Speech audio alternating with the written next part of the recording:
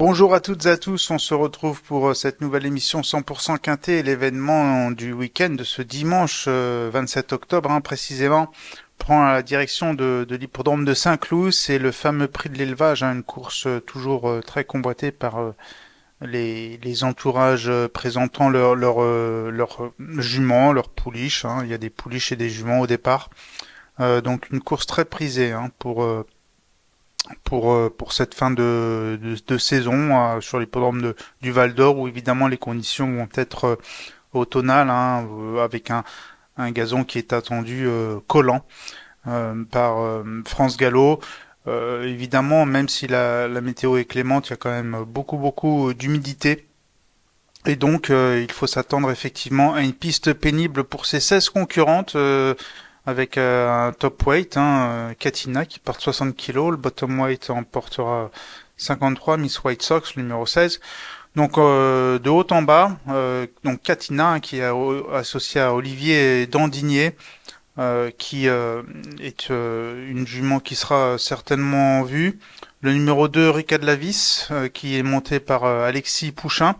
Le numéro 3, Zayana, avec Clément Lecoeuvre Ancel, le port des œillères australiennes pour Zayana. Le numéro 4, Natural Gift, avec 58 kilos, Stéphane Pasquier. Numéro 5, Chelsea du Nignan, avec le concours de Théo Bachelot et les œillères classiques pour cette femelle. Le numéro 6, Tarajal, associé à Maxime Guyon, qui réitère sa confiance. La pensionnaire de Nicolas Perret. Le numéro 7, Andy, qui sera un regret, monté par Marilyn Néon.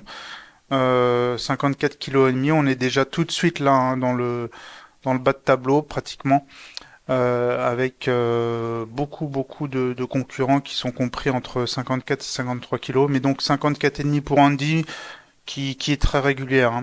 Le numéro 8, Morisot, pareil, ça c'est un regret. Deuxième de Tarajal en dernier lieu, pareil, une concurrente qui fait preuve de pas mal de sérieux, confiée à Yoretz Mendizabal. Le numéro 9, Illumine Précieuse, avec le concours de Frida Vallescar, 54 kg. Le numéro 10, Ventosilla, avec Eddie Ardouin-Ancel. Le numéro 11, Zanzia, avec le concours de Thomas Trullier. Bon, ça, ce sera quand même plutôt outsider. Certainement assez délaissé. Le numéro 12, La Diva d'Alben, qui revient dans cette course après y avoir figuré honorablement l'an dernier, confié à Aurélien Lemaître. Le numéro 13, Vénus Océane, avec Augustin Madamé, elle va s'élancer tout à l'extérieur avec le numéro 16 dans les stalles. Le numéro 15, Irlandia, qui a été supplémenté par Marcus Nigue, avec David Breu qui sera en selle. Sera tout de même certainement outsider. Et puis le numéro 16, là aussi, ce sera un outsider avec Marie Vélon en selle. Miss White Sox avec 53 kg. Un co-bottom weight avec le numéro 15, Irlandia. Sans plus tarder, on va passer au papier de ce Quintet Plus, le prix de l'élevage, dimanche 27 octobre sur l'hippodrome de Saint-Cloud.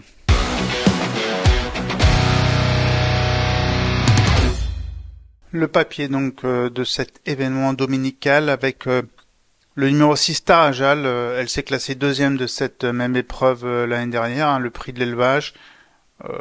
Elle a tout de même réalisé une année en demi-teinte, mais en dernier lieu, c'est un gros mais, un très net regain de forme le 12 septembre à Paris-Longchamp, comme vous pouvez le constater sur ces images. C'était dans le prix du Parc Audin. Et menant à son train, eh bien la jument n'a jamais été approchée dans la phase finale, comme vous pouvez le voir. À cette occasion, Morisot a terminé deuxième et la Diva d'Alben troisième. Donc ça, c'est vraiment pour moi une jument qui arrive au top de ses capacités pour cette course. En plus, Maxime Guyon la découvrait en dernier lieu, et Maxime Guyon qui est au botte à botte pour la course à la crevage d'or avec Michael Barzalona, a renouvelé sa confiance à cette Tarajal, et on sait que dans cette lutte vraiment acharnée à la crevage d'or, toutes les montes sont triées sur le volet. Alors pour moi, c'est un gros signe très favorable que Maxime Guyon lui soit associé à nouveau, et puis la jument semble vraiment en très belle forme. Le numéro 2, Ricard Lavis, qui est régulière dans l'ensemble. Une course référence qui la concerne, le prix du Palais Bourbon, c'était un quintet plus, hein, vite dans le groupe de tête, comme vous pouvez le voir ici. C'était le 16 mai, hein. Pour rappel, j'ai choisi effectivement une course un petit peu antérieure, mais pour qu'on voit un petit peu l'étendue des capacités de Rika de la Vis. Alors je le disais, vite dans le groupe de tête, elle a eu une vive empoignade avec la Templière, qui n'est pas la première venue à ce niveau, et elle a gagné de haute lutte. Cette Rika de la Vis, donc ça c'est pour sa performance. Et puis en dernier lieu, elle s'est classée cinquième d'un quintet de meilleure facture à Paris-Longchamp le week-end du prix de l'Arc de Triomphe. Donc elle descend de catégorie, on va dire. Ce lot est inférieur et Rika de la Vis, je la crois tout à fait capable de jouer un très bon rôle. Passons maintenant à la candidature du numéro 9, Illumine Précieuse. Une course référence la concernant, c'était le 20 octobre à Paris-Longchamp dans le prix de Rieux-Sec. Elle se classe deuxième. C'était 3100 mètres sur la grande piste, donc c'était effectivement une distance plus longue. Là, c'est 2500 mètres, on le rappelle. Mais ce qui me plaît bien avec Illumine Précieuse, c'est que, comme vous le voyez sur ces images, elle était vite derrière les animateurs. Elle les a rejoints en pleine piste et elle a même pris un petit avantage à 100 mètres du poteau. Bon, elle n'a pas pu résister à Lucio Vero qui finissait fort, mais cette tentative est très positive et étant donné que Illumine Précieuse a beaucoup de tenues comme ça, je pense qu'elle peut jouer son va-tout dans la ligne droite en durcissant la course de loin et il faudra aller la chercher. On me rappelle que c'est une jument qui est capable de faire Auteuil, elle court très bien en obstacle aussi. Elle fait les deux disciplines, donc elle a un profil très intéressant, ce numéro 9, Illumine Précieuse. Le numéro 12, la Diva d'Alben, quatrième de cette épreuve, le prix d'élevage en 2023. C'est une concurrente qui fait preuve de régularité dans l'ensemble. D'ailleurs, cette année, récemment, elle a terminé cinquième et quatrième de Quintet Plus. Donc la course qui m'intéresse, c'est le 22 octobre 2023, c'est ce même prix de l'élevage. Et comme vous le voyez ici sur cette vidéo qui vous est diffusée en régie par Manon, la Diva d'Alben était dernière dans le tournant final. Elle s'est rapprochée en pleine piste, venant près des premières, puis elle a tenté de les menacer avant de s'incliner avec les honneurs, terminant quatrième. Mais cette tentative était tout à fait encourageante et je pense qu'elle est capable de faire au moins aussi bien cette année. La Diva d'Alben, le numéro 12. On va passer enfin au numéro 14, Moonglade, Godolphin, André Fabre, Michael Barzalona. Troisième du prix Tornado, c'était à Saint-Cloud ici même le 20 septembre. Sur plus long, là aussi 3100 mètres.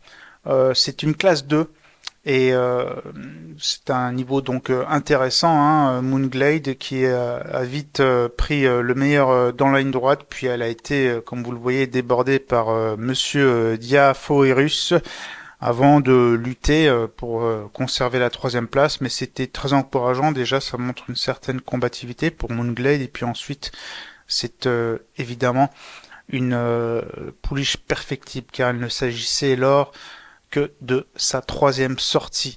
Alors, ce numéro 14 a tout à fait le profil pour bien faire en étant à un poids qui me semble tout à fait convenable pour ce premier essai dans les handicaps. Un regret évidemment, c'est l'As Katina qui reste sur une victoire de quintet avec Olivier Dandinier. Elle aura des partisans, elle va même être assez jouée, mais moi je trouve que 60 kilos ça fait peut-être un peu beaucoup dans ce lot. Alors ce sera un regret évidemment, parce que si en cas de non partant, on peut quand même la glisser le numéro 1, mais comme je vous le disais, c'est un regret et il faut en choisir 5. On va passer maintenant à notre choix pour ce tiercé quartier plus quintet plus du dimanche 27 octobre à la Saint-Cloud.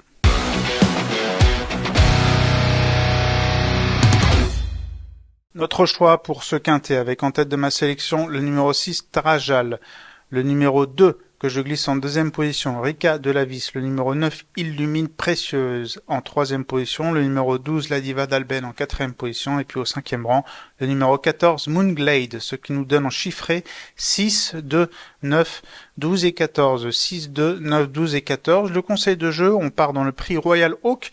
C'est la septième épreuve du programme. Il va falloir un petit peu patienter pour voir les stayers d'âge. Une très belle course pour les marathoniens avec le 3, le 703 Trouchan qui me plaît beaucoup, concurrent venu d'outre-Manche qui adore les terrains souples et qui a simplement terminé à 2 longueurs de Kyprios dans le prix du cadran récemment à Paris-Longchamp. Si Kyprios courait cette course, il partirait à la cote de 1 pour 10 ou 2 pour 10 maximum. Et lorsqu'on termine à 2 longueurs d'un crack comme Kyprios, je pense que cela doit amplement suffire pour viser la victoire dans ce lot, dans ce prix Royal Oak, même si c'est un groupe 1.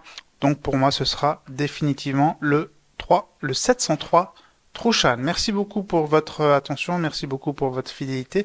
Restez fidèles à notre chaîne Paris Turf TV, également notre site pariturf.com. N'hésitez pas à consulter toutes les rubriques nécessaires pour l'élaboration de vos jeux ainsi que votre quotidien préféré chez votre marchand de journaux. Merci beaucoup, au revoir, bonne chance et bon jeu.